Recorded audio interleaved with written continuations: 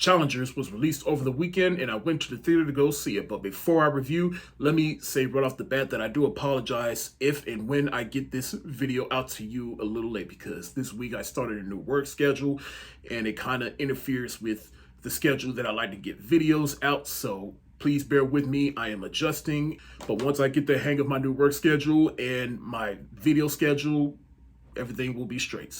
But as for Challengers, let's review. So Challengers is the newest film by Luca Guadagnino, and it centers around these best friends that are trying to become professional tennis players, and they come across Tashi, and the three of them start a love triangle that spans a little over a decade. Tashi has a career-ending injury. She ends up marrying one of those two guys, starts a family with him, and lives vicariously through him and his tennis career. And she enters him in a tennis competition in which the final match, he goes up against his former best friend and her former lover. Now, this movie was supposed to come out last September, but because of the strikes, they pushed it back. But I just remember watching the trailers for this movie last year, and I was curious because the trailers for this movie looked wild. And so when they announced that it would come out this year, of course, it was on my anticipation list. Plus, I'm a fan of Zendaya and her career trajectory. And I walked away from the film actually quite enjoying it.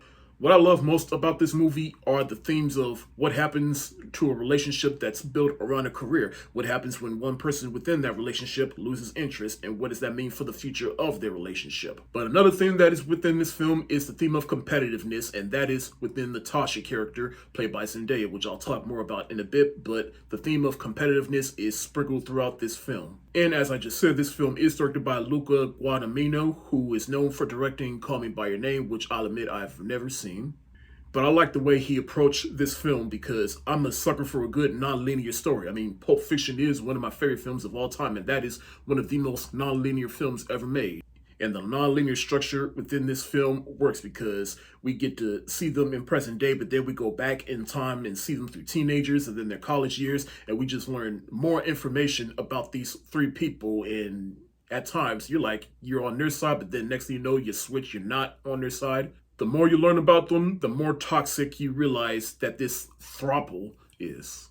And quick side note, I gotta say, this is one of the most coolest looking posters I've ever seen. And after seeing the movie, I love it even more because this poster right here, it basically sums up the whole movie. And plus, it just has that classic movie poster look that I think is missing from a lot of movie posters these days.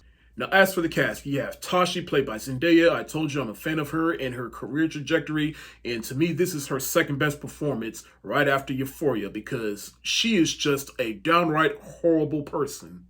She's manipulative, treacherous. She cares more about tennis than her own marriage and other people, I must say. Because like I said, one of the themes in this movie is about a relationship that's built around a career. And she's married to one of them. And all she really cares about is him and his tennis career. She's trying everything in her power to help him, but he is just tired. He is out of it, and he just wants a relationship, but clearly she doesn't.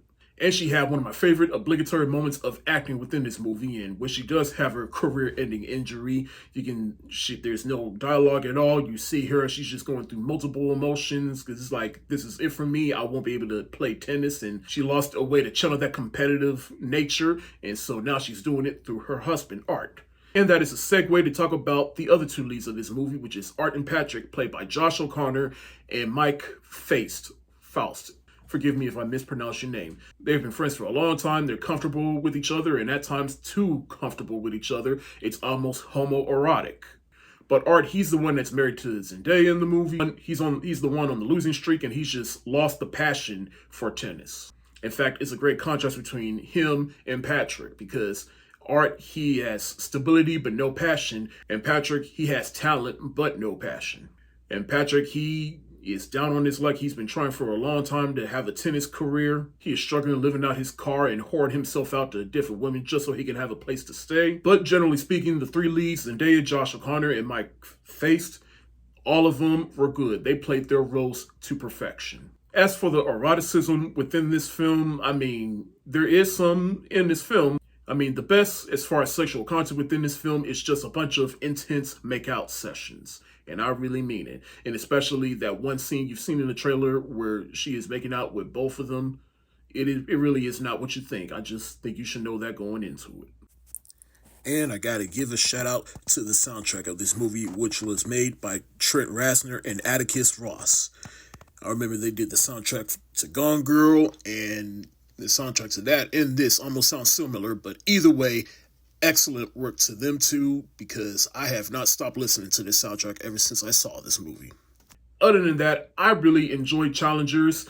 I do need a little bit of time for it to marinate with me to see how I feel about it towards the end of the year, but as of right now, this is easily one of my top 5 favorite films of the year so far. I'm going to give Challengers the hard eyes emoji.